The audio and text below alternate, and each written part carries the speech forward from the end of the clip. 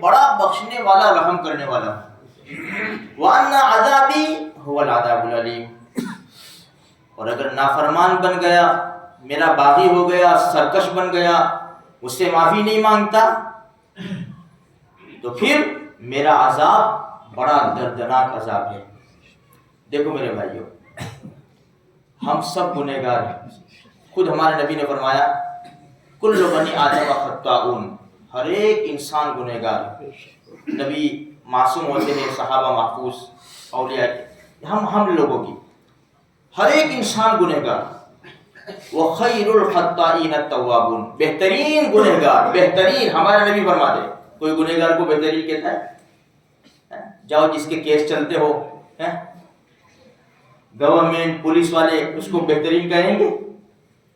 ہمارے نبی کہہ رہے ہیں بہترین گنہگار وہ ہے جو توبہ کرے۔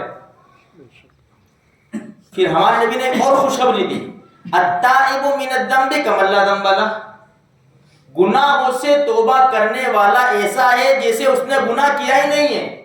40 سال سے شراب پی رہا تھا، جوا کھیل رہا تھا، گناہ میں ملوث تھا، رب کے سامنے آ گیا اور 2 آنسو بہا لیے، رب راضی ہو گیا، اپنا دوست بنا لیا۔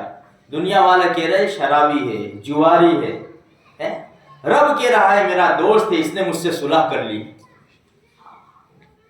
اللہ معاف کرنے میں بالکل دیر نہیں لگاتا، اور کتنا خوش ہوتا ہے بندے کی توبہ سے، کتنا خوش ہوتا ہے۔ مسلم شریف کی روایت ہے، حضرت براء ابن عازب رضی اللہ تعالیٰ عنہ فرماتے ہیں نبی کریم صلی اللہ علیہ وسلم نے ارشاد فرمایا، مثال دی ہمارے نبی نے کہ دیکھو اللہ کیسے کتنا خوش ہوتا ہے۔ ایک آدمی سفر کرتا ہو سواری کا، جنگل کا سفر ہو بہت دور کا، کھانا پینا سب سواری کے اوپر، وہ سواری سے نیچے اترا اور سواری نکیل کے ساتھ چلی گئی، ڈھونڈتا ڈھونڈتا تھک گیا، وہ اس کو یقین ہو گیا کہ بس اب خلاص جنگل میں کہاں نہ کھانا نہ پینا،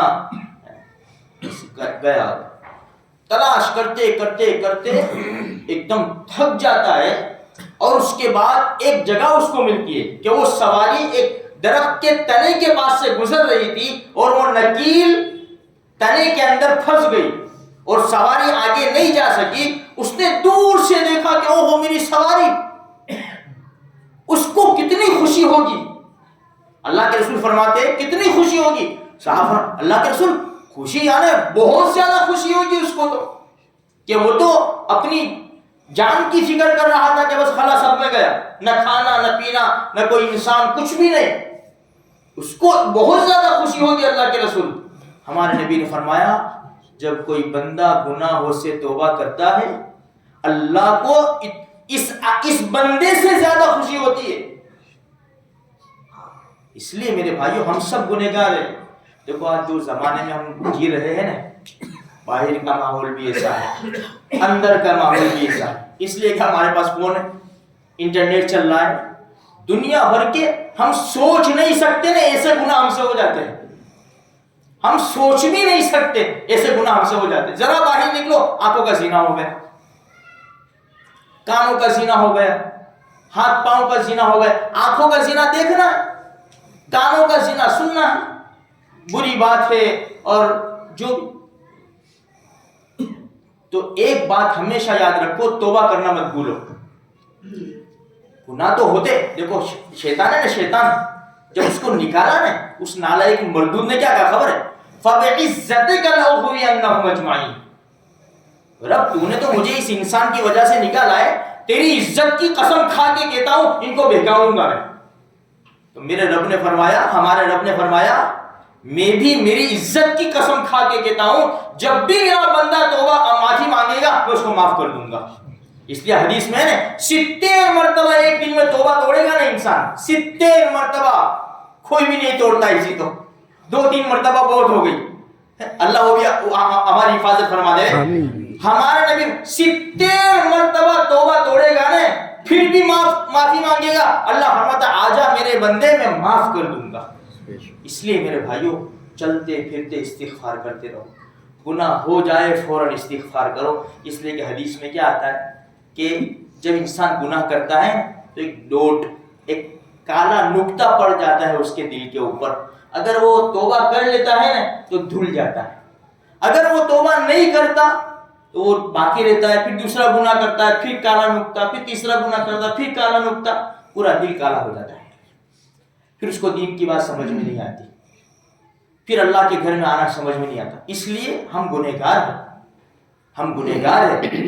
دوسری ایک بات 24ویں پارے کی میں آپ کو بتاؤں، ہمارے اللہ پاک ہمارے نبی سے کہہ رہا، قل، نبی جی کہو، یا عبادی، میرے بندوں سے کہو، اے میرے وہ بندو جنہوں نے گناہ کر کے اپنی جانوں پر ظلم کر لیا ہے، لا تقنطوا من رحمت اللہ، اللہ کی رحمت سے نا امید نہ ہو جاؤ.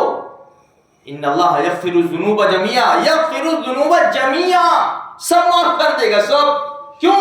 انہ هو الغفور الرحیم، بڑا بخشنے والا، رحم کرنے والا ہے. ہماری زندگی گناہوں میں گزری ہے نا، معافی مانگ لو میرے بھائیو. جو نماز قضا ہو گئی، نماز کا چھوڑ دینا بہت بڑا گناہ ہے، بہت بڑا گناہ ہے. انسان سوچتا ہے شراب پینا گناہ، جوا کھیلنا گناہ، غلط دیکھنا، یہ تو ہے ہی ہے، لیکن نماز کا چھوڑ دینا رب کا حکم توڑنا ہے. رب کہتا کہ میری ماتھا جھکا دے، میں کہتا ہوں کہ بعد میں آؤں گا، میں ابھی نہیں آتا، میں بعد میں آؤں گا، میں جمعہ کے دن آ جاؤں گا، حاضری پرانے آ جاؤں گا، جمعہ کے دن میں منہ دکھانے آ جاؤں گا. نہیں، آ جاؤ میرے بھائی، اللہ سب معاف کر دے گا. نماز چھوڑنا بہت بڑا گناہ ہے، اس کی معافی مانگو، اور جو قضا اب ہو گئی ہے اس کی ادائیگی کی فکر کرو، اور چلتے پھرتے استغفار کرتے رہو. لقمان حکیم نے اپنے بیٹے سے کہا، بیٹا استغفار کرتا رہے، استغفار کرتا رہے، رب اغفر لی وتب علی پڑھتا رہے، کیونکہ اللہ کے خزانے میں کون سی گھڑی ایسی ہے جو قیمتی ہے، قبولیت کی گھڑی ہے، ہمیں معلوم نہیں ہے. تو استغفار کرتا رہے گا، وہ گھڑی آ جائے گی، تیرا استغفار مل جائے گا، وہ گھڑی سے بیڑا پار ہو جائے گا، توبہ قبول ہو جائے گی. چلتے پھرتے اٹھتے بیٹھتے میرے بھائیوں استغفار کرتے رہو. اللہ پاک مجھے بھی، آپ کو بھی، اور سارے مسلمانوں کی بخشش کے فیصلے فرمائے. آمین.